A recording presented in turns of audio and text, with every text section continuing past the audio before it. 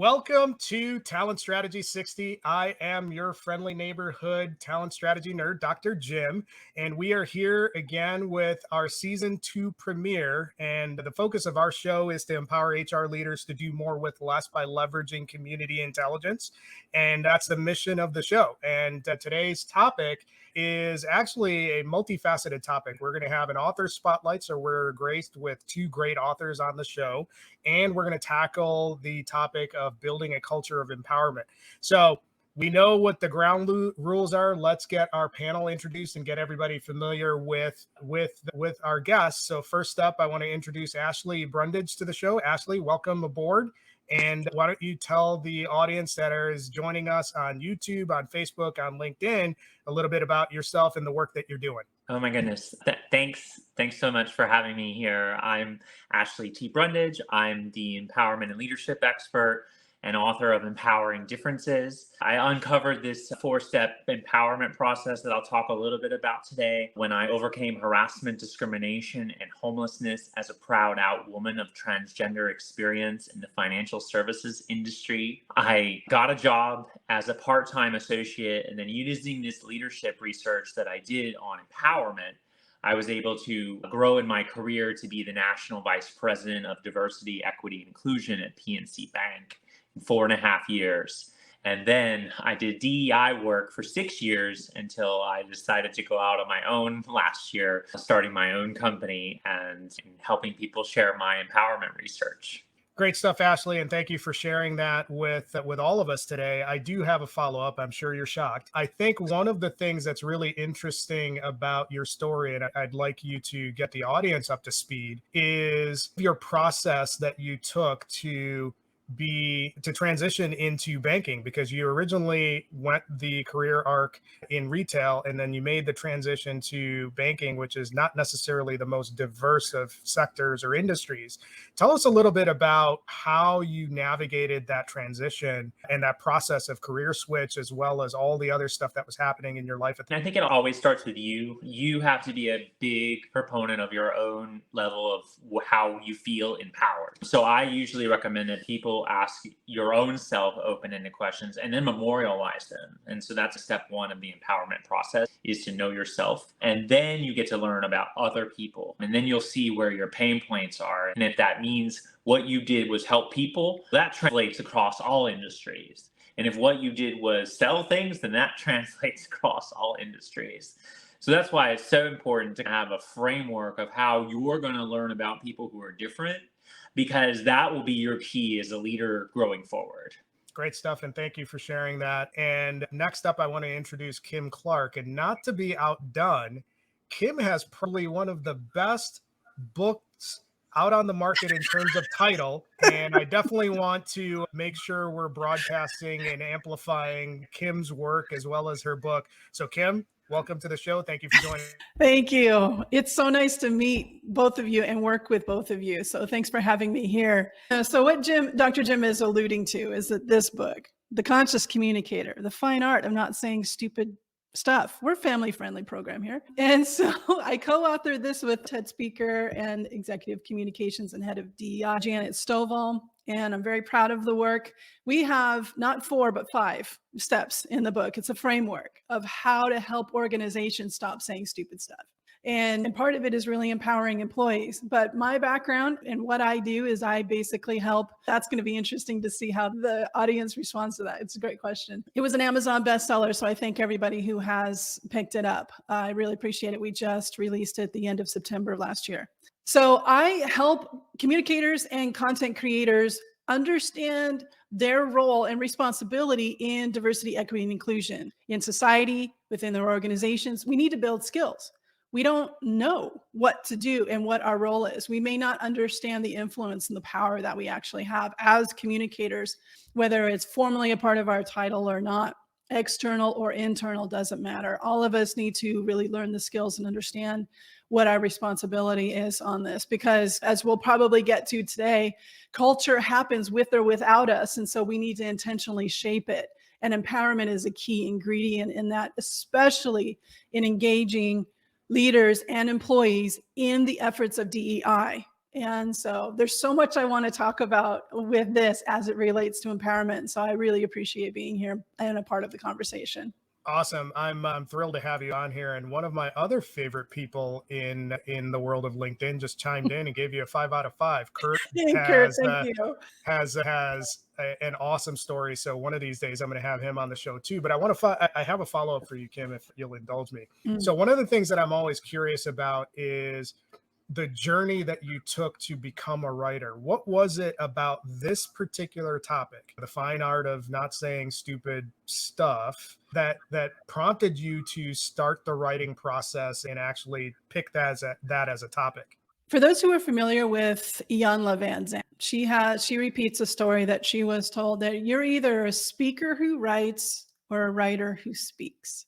So Ashley, I'd be interested to know what your response to this is, but I'm a speaker who writes. So I come from a teaching background. I've been a lecturer at San Jose State University for over 20 years. I love teaching. And so that's my favorite part of the work, is getting in and getting my hands dirty, working with people, building skills, applying them, all of that. I always knew I'd write a book for at least the last 15 years, but it was always that question of about what would I have to talk about, right? Now, I had a whole coming out experience when I was 28 years old, coming out of a conservative Christian environment, considered suicide, the whole thing. But I made a documentary about that back in 2006. It was based on my story. It wasn't my story, but it was based on my story. And so I'm like, okay, so I know I can come from a personal place and help teach people skills and how to facilitate urgent but sensitive conversations. And it wasn't until the summer of 2020 when I started seeing all of these black squares go out by organizations posting their solidarity statements with the Black community, that I went, no, what are you doing? What are you doing? Because being in-house at GoDaddy, PayPal, GitHub, NetApp, I worked at a number of large brands running global teams for internal and employee communications and culture communications. And I've been speaking in the circuit of conferences, communication conferences for years. So I had been teaching people how to do this DEI communications thing. When I started seeing those posts, you don't know what you're saying. You don't know what the work is to really follow through with what you're saying.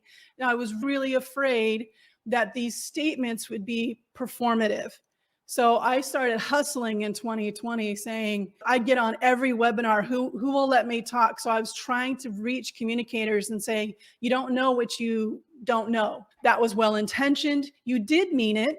But now we have to understand what the work is to live up to those statements. And we have seen, and there's been research that my co-author has shared that talks about how very few companies have actually come anywhere close to the commitments that they've made in 2022. And here we are at the beginning of 2023.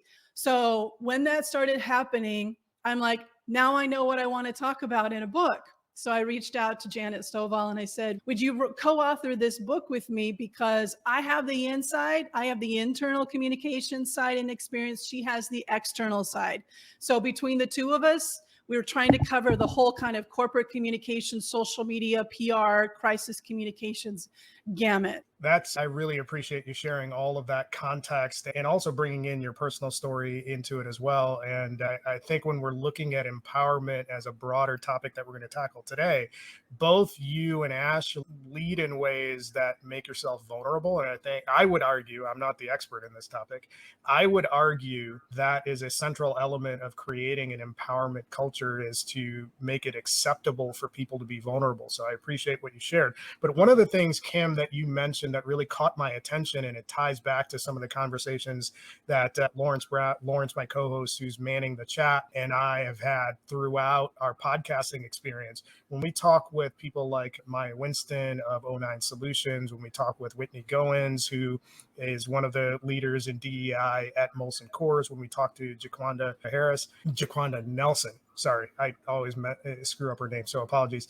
But one of the things, they're all African-American women. One of the things that they always they talk about, a couple of things that always stuck with me. One, you can't make the DEI effort, in whatever shape it takes, appear performative. And you hit on that in your comment. And the other part of it is that if you're trying to engage in these conversations or these initiatives, you can't make it about you.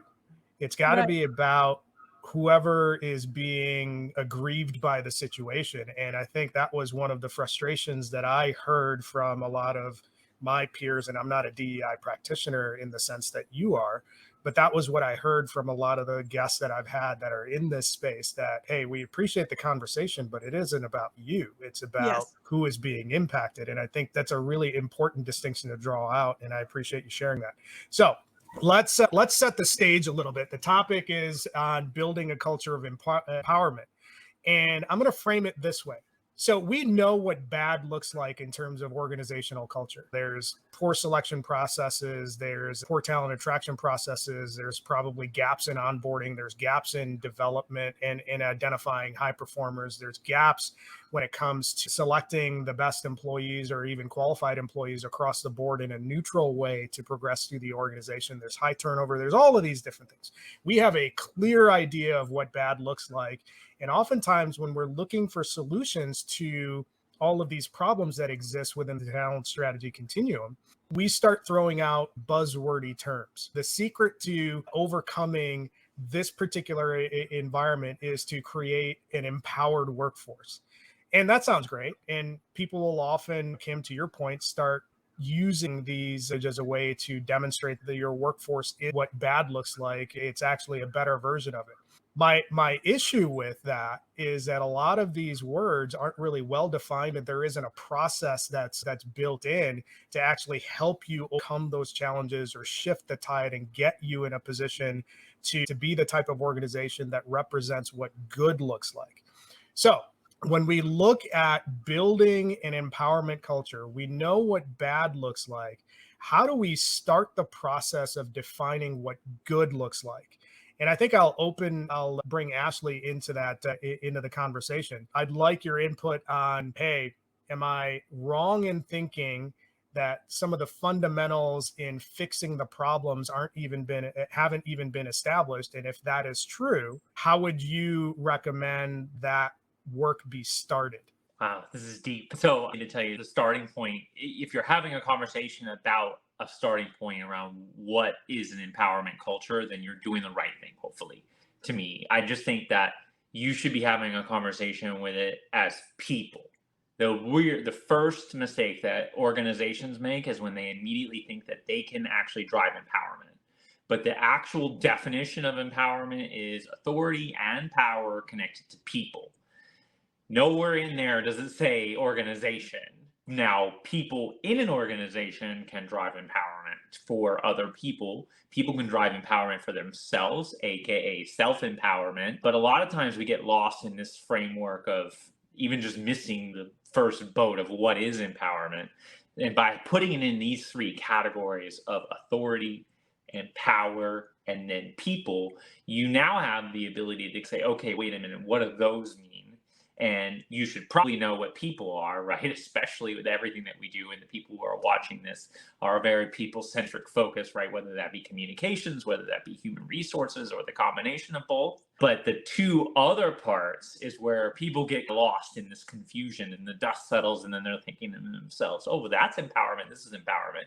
But from my research, what I found is that the authority-driven pieces of empowerment is really the human part of human resources. It's the emotional quotient of feeling empowered. It's when you got that boss-like mentality that says that you're going to overcome homelessness, harassment, discrimination, you name it, whatever it is that you've navigated in your life.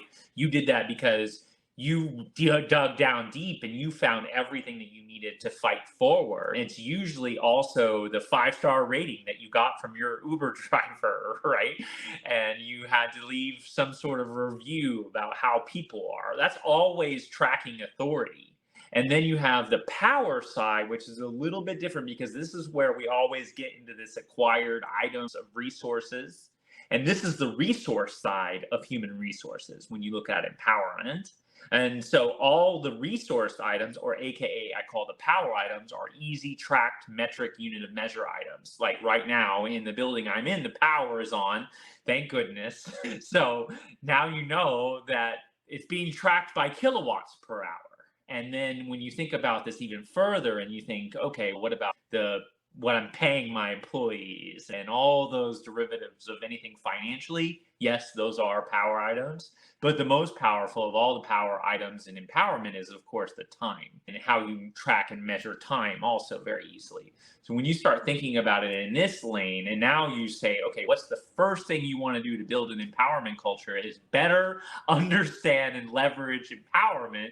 You have to be able to identify it when it's happening in every moment, but not just you have to communicate that to your people, the people who are all a part of this, because each person is going to have their own expectation of what they're bringing to the organization. They're going to be hopefully keeping track of their own measures of empowerment and how they're building that connection. And then that is going to be the thing that ultimately transforms your organization. Holy cow, we could have an entire conversation on just what you said right there. And I'm going to throw this in your lap, Kim, and have you deconstruct some things. So there's a few things that stood out. Obviously, I set the stage up earlier in terms of stating what the landscape looks like. But Ashley actually brought out a lot of interesting things that I'd like your take on, or you can flip it back to what you've seen. One of the interesting things about what Ashley said is that ultimately this is a human and people focused function and HR should own it. And what caught my attention about that is in certain aspects, when you look at HR's role in terms of navigating an organization, it's often protect the financial interests of the organization. So HR typically doesn't step into these sort of what I'll call third rail in air quotes topics because they want to protect the organization. I think that's misguided, but it is what it is. So I'm curious to get your take on HR's role in setting an empowerment culture. And then the other part of it is Ashley also mentioned time. And the reason why I draw that out is, Kim, when you were talking, one of the criticisms that you had was a lot of the DEI efforts tend to be performative by a lot. I'm paraphrasing. I'm not putting words in your mouth. Tend to be performative because organizations will gravitate towards whatever is quote unquote in vogue in the moment. And as soon as the economic wins or the environmental wins change, those things are forgotten. So there's a lot of elements here that I'd be curious to get your take on. How do we take these different components that are in conflict and really level set a way where we can move into a true empowerment environment? If we had a true empowerment culture, these things would not be in contradiction. They would not be in conflict. We would be aligned to our company's mission, vision, values, and let that be our North Star, our guiding principles. The question on HR has to catch up. So when they first protect the company and hurt the employees, that is the antithesis of they're in cross purposes of what the intention here is. If they actually are supportive and flip that and first prioritize the employees, you are therefore protecting the company. That's where empowerment comes from. Now, communications, I'm a big believer that language leads to behavior. So our role in communications is to set that tone. Can I give you some examples of what comms can do around empowerment? So one of them is around cultural moments. We have Black History Month coming up. We have Women's History Month, International Women's Day. We have Pride Month, Native American Heritage Month, Hispanic Heritage Month, Disabilities Awareness, et cetera. So there's these opportunities throughout the year that are often that's not a word. Performatized is not a word, but that's what I'm going to use. What we do as communicators is that for some reason we get a budget around those communicating those cultural moments. And maybe, it comes from HR or it comes from marketing and stuff. And so we go out and buy a bunch of wristbands and we tell historical figures stories on our screens within the offices. And we're not empowering our employee resource groups, our business resource groups, our DEI committees, our councils to lead the content. They are the ones that need to be telling us what needs to be said. We own the channels. We know how to tell a story, so we can provide that service. However, empowering and democratizing how people talk about their traditions, their customs, their own stories, their own part of heritage experiences, whether it's through Slack or other intranet channels or whatever it may be. But that is one key way that communications needs to role model an empowered culture, which is allow folks to talk about their faith traditions, the high holidays. How do you experience it? What was Kwanzaa like for you? So it's not kept tight within corporate communications, and that we have to, one of the biggest questions I often get is that we can't say something about everything. And I'm like, why not? Why do you have to be the one to decide what holidays, what cultural moments? There's National Coming Out Day, there's Transgender Visibility Day, there's all these days. Why not empower and set up your channels to empower your culture to tell their stories in alignment with your code of conduct, of course? But it's like you empower the culture to tell their own stories. And another thing that I get oftentimes is leaders will say, we're all staring at leadership to say, you do something about DEI. They're the least equipped to lead DEI. However, what are their strengths? Their strengths, let's empower them with their strengths. Their strengths are resourcing, budgeting, and we know budgets are moral documents, right? And then we also have a decision-making authority. So leverage their power to talk about, Ashley was talking about power, and you share it with the people who do have the answers, do have the experience, do know what to do, but they don't have the decision-making authority. They don't have the budget. They don't have the resourcing capacity that leaders do. This is where that empowerment comes in. You know what to do. I can finance it. And that's an empowered culture coming together in order to support diversity, equity, and inclusion. And communicators can help write the story of what DEI is to make sure everybody sees themselves in DEI work. So there's a whole body of work that I do based on something my mentor taught me called majority coding. So what is that? What is the impact of that? I had a client come to me and say, we're getting in our employee engagement surveys, we're getting feedback that we are writing for a white audience. What does that mean? We don't know what that means or what it looks like. And so I said, I'm sure there's a lot of isms that are embedded in communications because there's bias.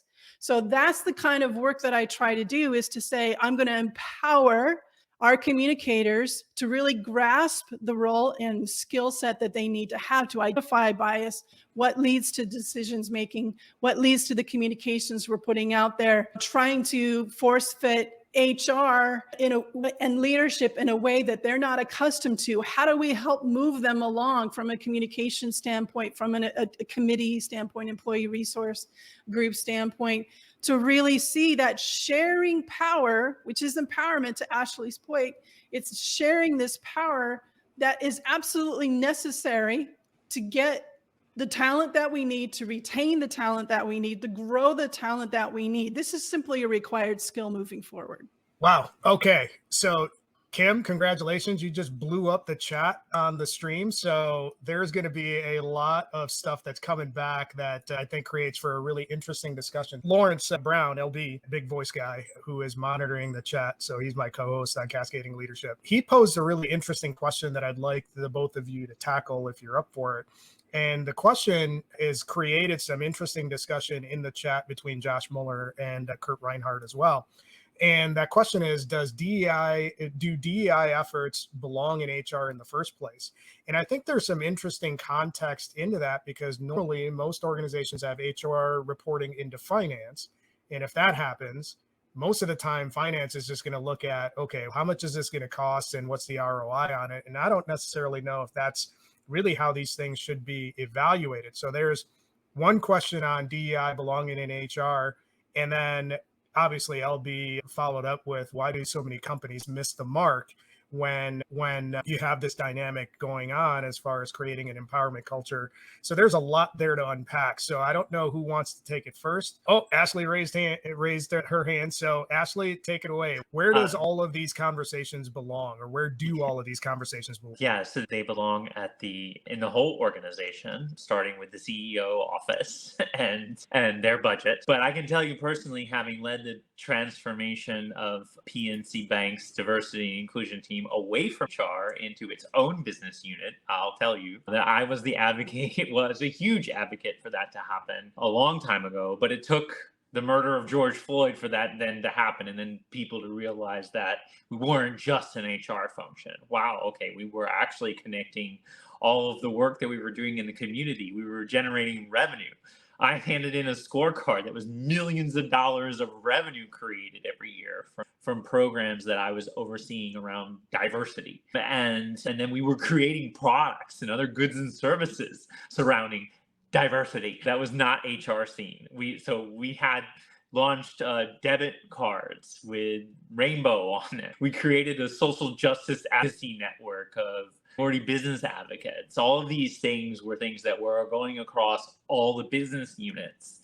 So if you think that DEI is just an HR function, then you're going to be missing the boat eventually, because you're going to be missing the connection to your customers and then all the people who you want to be your future customers, which is literally everybody, hopefully. And you need to be smart about that. So that's my thing. It's just being smart about how you do that, though, because you can't just snap your fingers and immediately have DEI or be its own business unit. You have to make sure that you're strategic about that. So one of the other things that we did was we paired it with other like-minded parts of the organization. So we had the foundation that came with D&I, which included all the money that we were doing for low and moderate level income communities, which largely affects lots of diverse communities and diverse population minority groups. And then we also combined everything we were doing in the foundation, the communication space, and community banking. So all of those three pieces went together to create one business unit that was called the Corporate Responsibility Group. And everything that you do around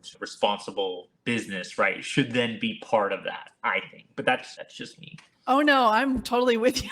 Actually, I go so far as I heard one speaker say that the head of DEI in an organization should not be reporting to any other kind of C-suite member, including the CEO. How they don't know. They're not DEI practitioners. They don't know what is performance.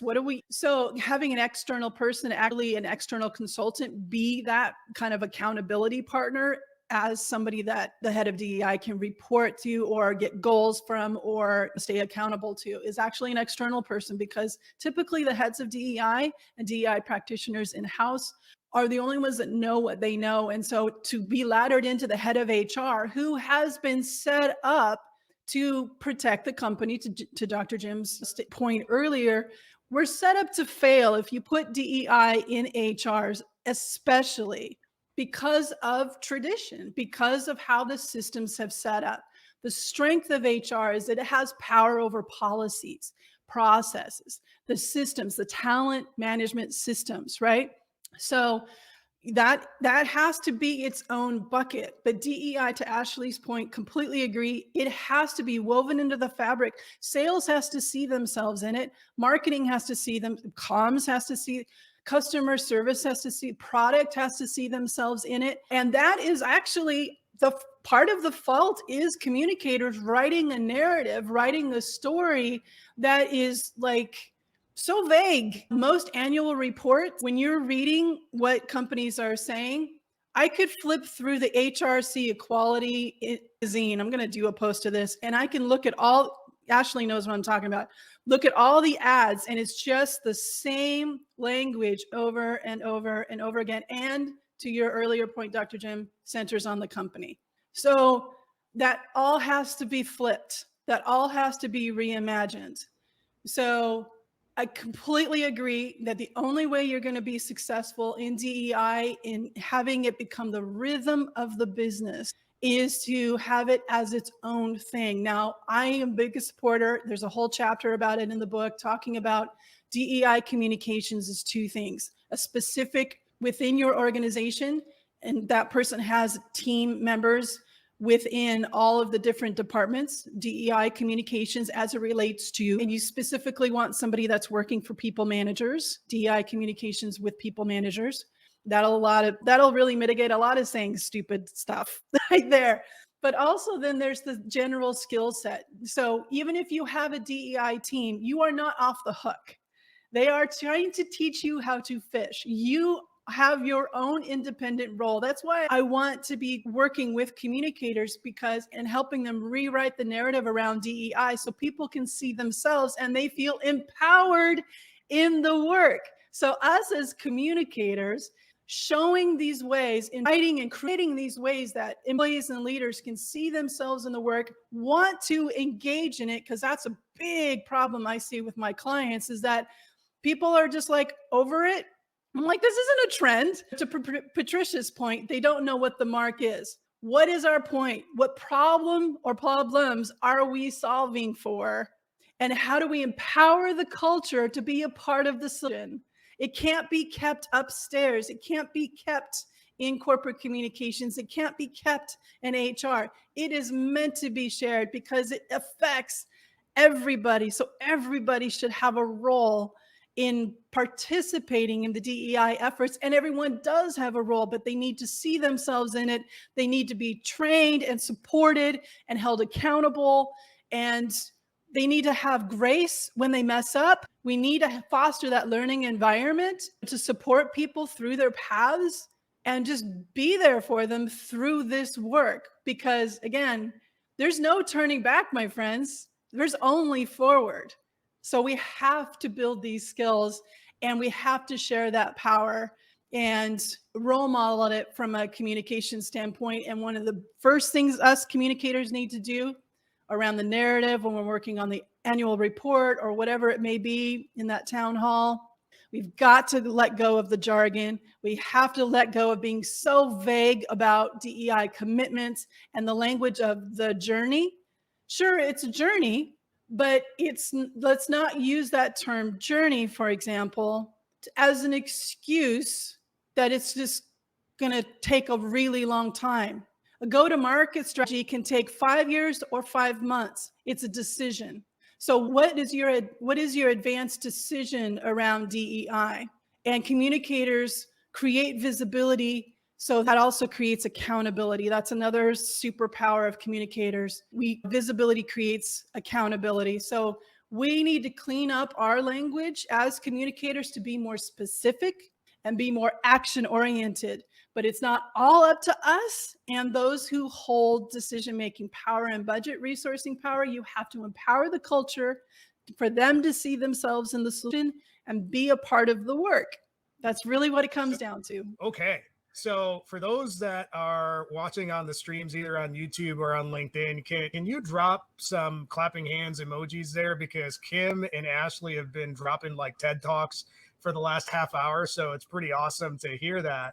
And I do have some follow-ups that I want to bring out. There's a lot of key things that have been said so far that I'm going to call out, because I think when we're looking at what are the action items that HR leaders and people leaders need to take back, we've already in Kim, what you just talked about, you talked about, hey, there should be an internal and external expert that handles DEI issues that shouldn't report into HR, and it really shouldn't report into the C-suite as well. And I think that's important from my perspective. Oh, Ashley, I'm gonna come to you in just a second. I think there's something important in that, because when you look at who occupies most of the C-suite in most companies out there, it's just a bunch of dudes. So if you're asking the C-suite for advice on how to handle diversity, you can't ask the folks, and this is where I probably should have read your book, Kim, and not say stupid stuff.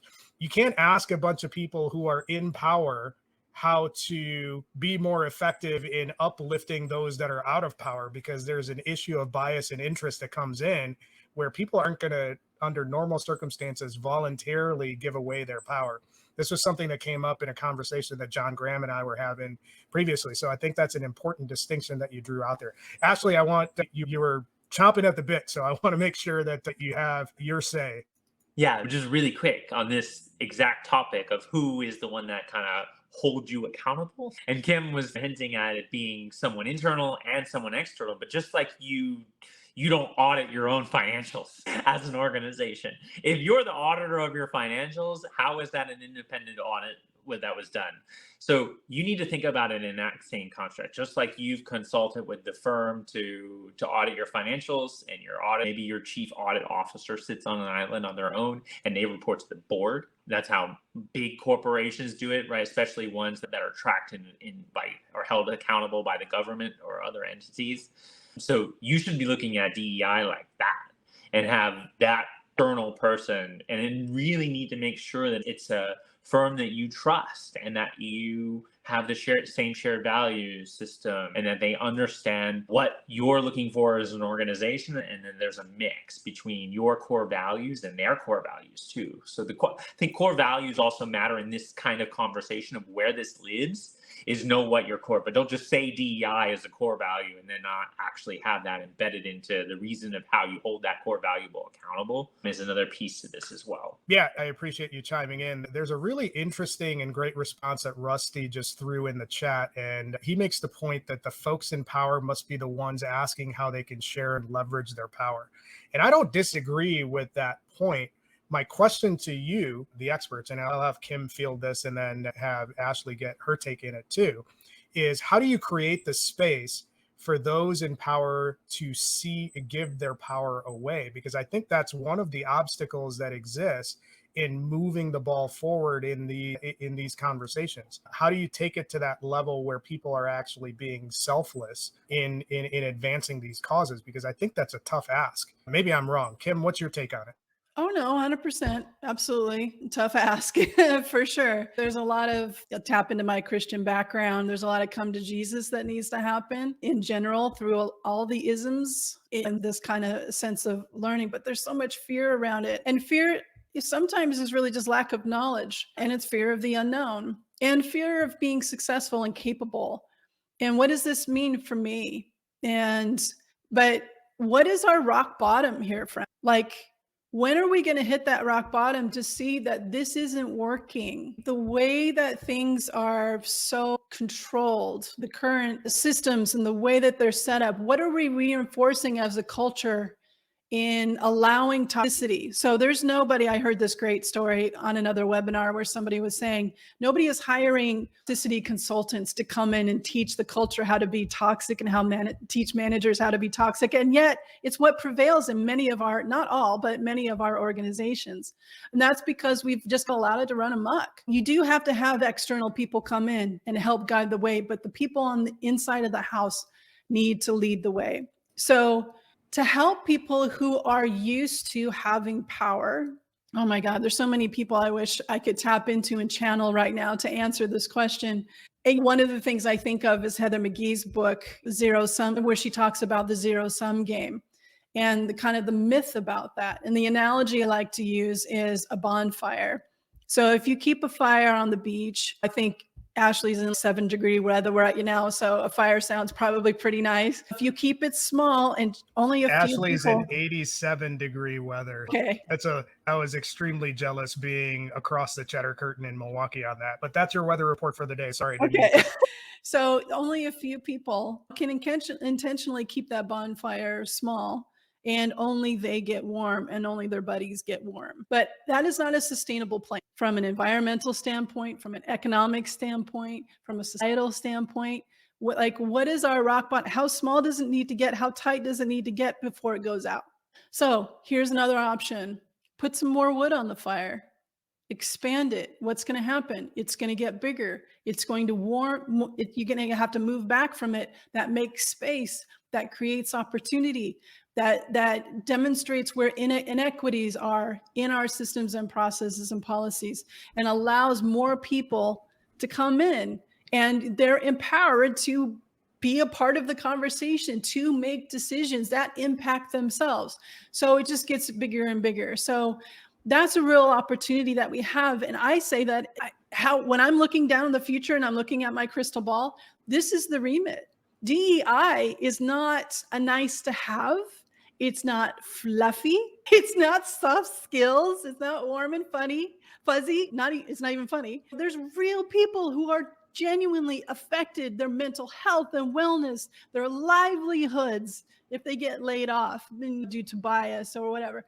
I'm sure Ashley has an amazing story about mental health and wellness and talking about culture. And it's just, this is real, people. There's real people being really affected, their livelihoods, their own state of mental health and wellness, how are they treating their families?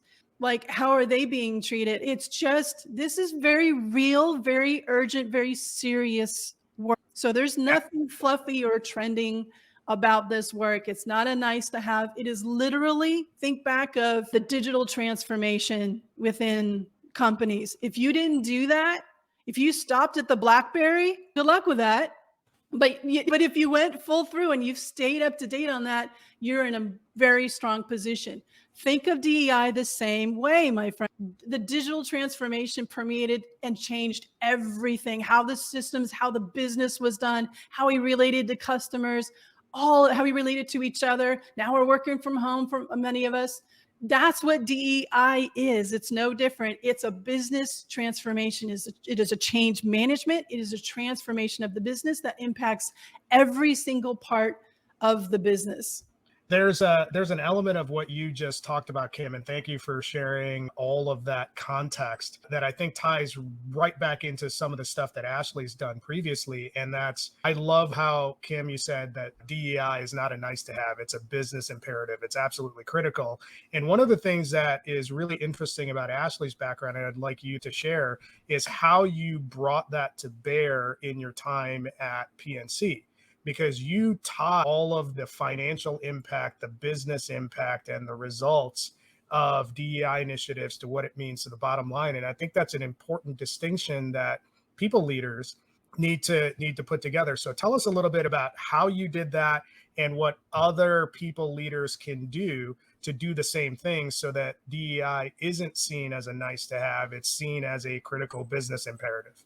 Yeah, I think having also seen both sides of the glass sailing myself, from my prior career to the last career, and then now in my current career, having seen the different ways in which people were received based on their differences, I think is first. And that's really why I stem my research on empowerment of differences, because the differences that we have from age to race to gender to sexuality to language that we speak to educational background to social economic class status, I think that all of these things that make us different each have a different bearing or moment in relation to empowerment. It's also typically one of your employee resource groups, or what you want to do, or the cultural holiday that you want to celebrate. But if you really look at it from the fact that we all have these differences, we all have gender, we all have race, we all have ethnicity, we all have them as humans, right? All of the 8 billion different people on the planet, but we always either have, we're empowered or we're disempowered. We may have privilege or we may have disprivilege in relation to each of them. And if you teach your leader to ask themselves that question in relation to each of their differences, now they're going to wonder and figure out, okay, what does this mean now that I am empowered? If I'm already empowered because of my gender, now what can I do with that? And that's why my organization created an Empowering Differences assessment, to help people recognize that what they should do is they should take leadership actions. At the end of the day, if you're not actually putting these leadership actions into place, yes, that could be to create an employee resource group. It could be to create the history and heritage program. It could also be to track the millions of dollars of revenue that's created by showing up at an event that might be different than your normal target demographic. And then if you're hiring someone that's from that demographic community that can speak to that community, like I did when I showed up at PNC, and answering your actual question, I showed up at a transgender conference and I looked around the room and I put my PNC tablecloth on the table and I had the sign, come and bank at PNC Bank and I'll be your banker. Literally, I printed a little piece of paper that said that. And people are walking through the vendor booth and they're seeing hair and makeup and jewelry, and then they see me and then they're like, what? And then they had to do a double take, and then I'm sitting there with a piece of paper and a ledger and I'm thinking, okay, how many conversations did I have? How many people did I meet? I was literally keeping track of every single thing that I would do. And then I turned it in. I said, oh, by the way, I think PNC should sponsor this transgender conference next year. Do you think that also you'll pay for my way to be there? Can you pay for the booth? Oh, can you also sponsor the event? And then they were like, yeah, of course, because you've given us the report of all the business that was mined there. Yes, we want to do that. We want to do that across all different types of events. And then that's why I went and then started moving outside of just trans events or LGBTQ events. And I started going to the Hispanic Bar Association Gala and Prospanica and the Black MBA Association. I would go to all these other events and I would share my research on empowerment. I would talk about how we can all work together to drive empowerment of all of our differences. And then this is what real leaders do. Real leaders look at themselves and they do a holistic assessment of where I have something that is already driving empowerment for me. And now I know that I should do that and I should impact others through leadership actions. That's where I come in. I feel like I'm running one of my half marathons because my brain is like pinging all over the place with all this great insights that both of you are sharing and bringing to the conversation.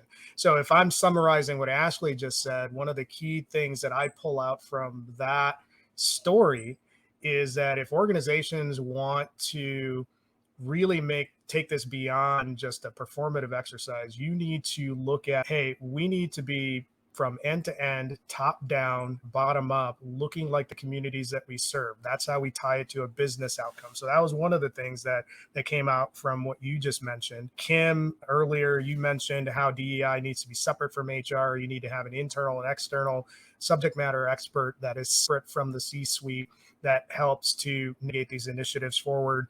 And those are just a couple of things that pop up from off the top of my head when I had these notes written down. I want to transition the conversation a little bit before we wind down the discussion. And I want to transition it this way. Throughout this conversation, we've talked about, hey, what the situation is, why are organizations failing in their empowerment efforts? How is that impacting organizations in their efforts to move these initiatives forward?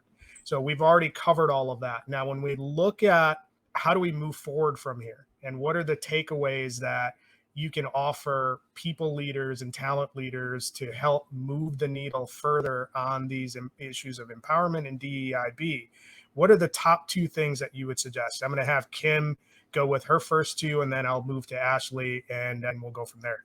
We have to truly understand that all anybody wants is to be seen, heard, or valued. And if we're either making choices as communicators or as leaders or people in HR to create that space, foster that space, inhibit that space, be inclusive of that opportunity. And that's what we have to be more consciously aware of. That's why my part of the title is the Conscious Communicator. Janet's part of the title is the other part of the title. And so that tells you about our personalities right there. But that conscious awareness, really understanding all anyone wants is to be seen, heard, and valued, and staying curious in that rather than being triggered and being defensive. Regardless of where we are in the organization, staying in that place of curiosity and listening and believing people. So the more and more we empower, now we're not saying entitled employees, we're saying empowered employees, an empowered culture. I expect that as an employee coming in. When I worked at GoDaddy, when I worked at PayPal, I expect to be empowered. I expect autonomy. I'm a grown-up. I'm an adult. I'm going to make decisions. And you hired me to do this thing. Let me do this thing.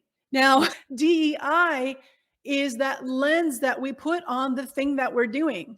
When I say that I want to do this thing, I need to learn the DEI skills that when I'm making decisions on how I'm doing this thing, who I'm working with, what's my process of doing the thing has to have a DEI lens on it. So that's really that general application. And I need to have my company have my back. And I have questions about this, or I'm making mistakes around this. Can I get some support? Do you have my back in this? Because I want to learn about this and I want to apply it to my work. And as communicators, we have to create that vision, the benefit of the benefit. And we need to be specific about it, and we need to offer those opportunities. So I'll just reiterate that one point. There's no going back, my friends, only going forward.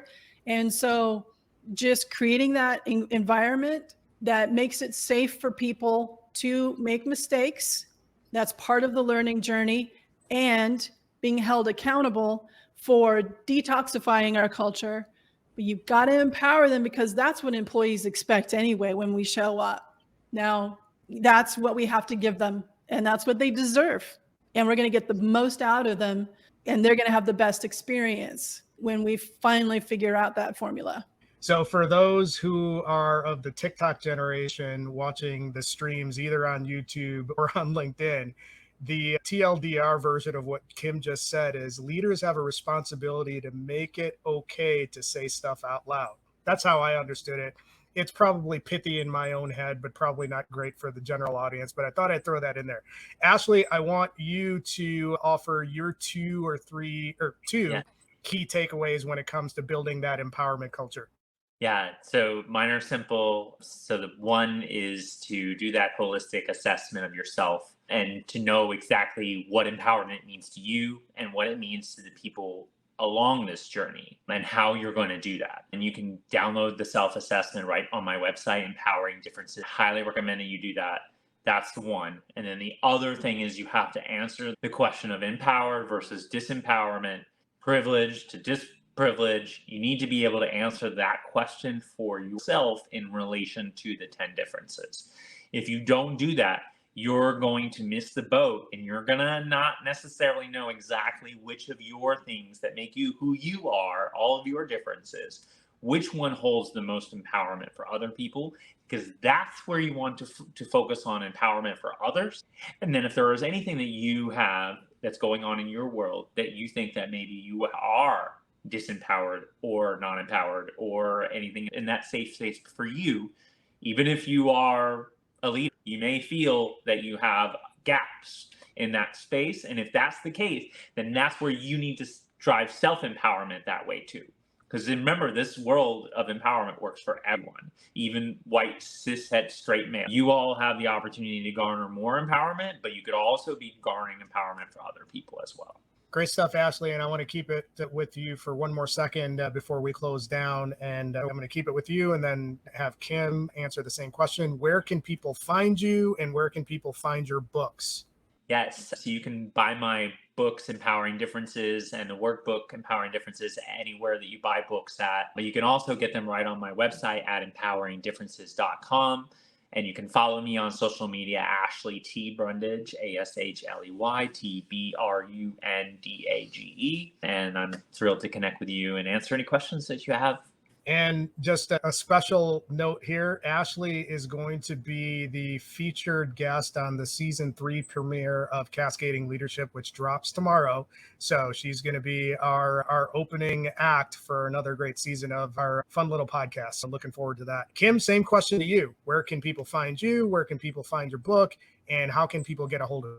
All right, so I'm on LinkedIn. DEI Communications Kim Clark is the URL. I have a website that is Communicate Like You Give a Damn. I really don't swear this much, but my website and my book would beg to differ. But I really, but it's called Communicate Like You Give a Damn. And so I offer 15-minute free strategic consultations for folks. Now, we've talked a lot about performative communications and performativity in general. A lot of people may not know what that is. DM me on LinkedIn. And just say performative what? Like performative what? Just say, hey, I have a graphic from the book that tells you the 4 signs. How do you know when you're getting into performative communications? And this helps in your marriage and your personal relationships as well as your professional ones. So you can do that. And then I'm on Instagram. I'm launching my TikTok this month. Wish me luck. But my Instagram is Conscious Communicators. So you can catch me there as well. I've deleted my Twitter account, but no surprise if you're in the DEI space. I'm moderately active on Twitter, and this goes back to both Kim and Ashley. Ashley, I know that you're everywhere. I'm not sure if you're on TikTok, but Kim, you just mentioned TikTok. Okay, so I'm going to invite you both to a private Slack community that I'm a part of called Social, and it has all sorts of great community tips on how you can actually improve your presence across all of those platforms. Now, it's probably not going to be that relevant for Ashley because she's got like 8 million followers everywhere, whatever. But for us noobs, and I'm assuming I'm the only noob here. I'm not sure if Kim is necessarily a noob. It might be good to be in that community. So I want to thank both of you for the great conversation and the great insights. I'm actually going to be lightly editing this session and then rebroadcasting it later in the week. So for those who missed this session, you can catch it again on replay or on demand. But awesome conversation. Really appreciate all the insights that you brought. There's probably like 50 takeaways in this session. So that's going to be great to take a listen to. For those who joined us on the stream and dropped your comments, thank you for attending and your comments and how you drove the conversation. That was awesome. We appreciate that. For those who want to get a hold of me, I'm not in as many places as Ashley, but I'm present. So you can find me on LinkedIn. You can find me on TikTok. You can find us so that you see the Cascading Leadership handle or the Talent Strategy 60 handle. Obviously, you can find me at Circa as well. If you have any sort of talent strategy triumphs or challenges, make sure you drop me a message. Be happy to collaborate and see if there's a way that I can leverage my network to connect to you.